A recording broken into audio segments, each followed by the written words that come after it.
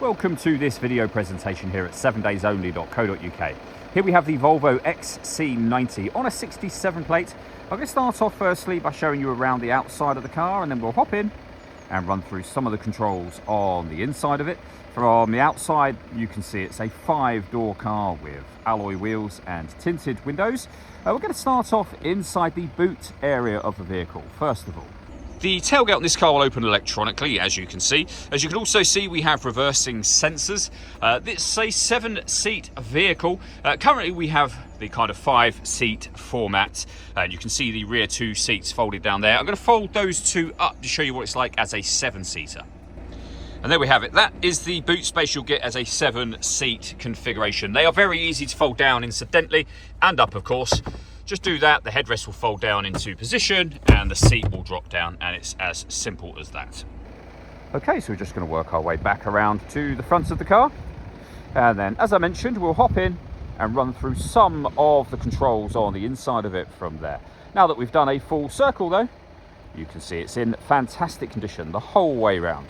Just briefly before we climb in, I think it's well worth seeing the interior from this exterior point of view. There's plenty to run through on the dashboard, so let's hop in and we'll do that now. Okay, now that we're inside the car, we're going to start with the dials. Over on the left-hand side, we have the fuel gauge. On the right-hand side, the coolant temperature gauge. In the centre, you can see the total miles for the car. They are 99,666. You can change information that's displayed in that section for your navigation, media, and trip computer information. If we back out to the steering wheel, the buttons I was just using are here. We've got our cruise control on the left-hand side. Into the centre, the main screen for the car. It's all touchscreen, except for that one physical button which brings you back to this menu. You can swipe over to the right hand side and you can see all the various audio options available to you. Similarly, you can swipe left and you have various car safety options. Back to the main menu, and you can tap on any one of these options to open. In this case, for example, your satellite navigation, your audio, your telephone, vehicle status menu at the bottom, and at the very bottom of that section, the climate control, the air conditioning for the car. So you can turn on and adjust the fan speed. You can determine where you'd like the air distributed once it enters the vehicle. You can turn your air conditioning on, and it's on now. Same button to turn it off again, of course. You can recirculate the air that's in the car. We've got our heated rear screen.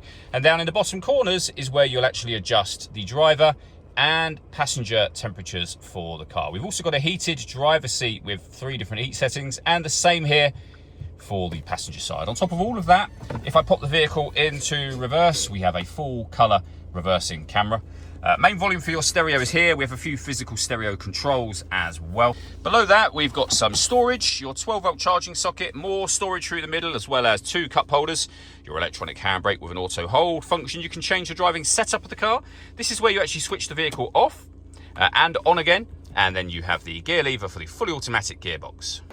All that leaves me to say is thank you for taking the time to watch this video. If you'd like to come and see the car for yourself and have a test drive, please feel free to give us a call here at 7daysonly.co.uk. We'd love to hear from you soon.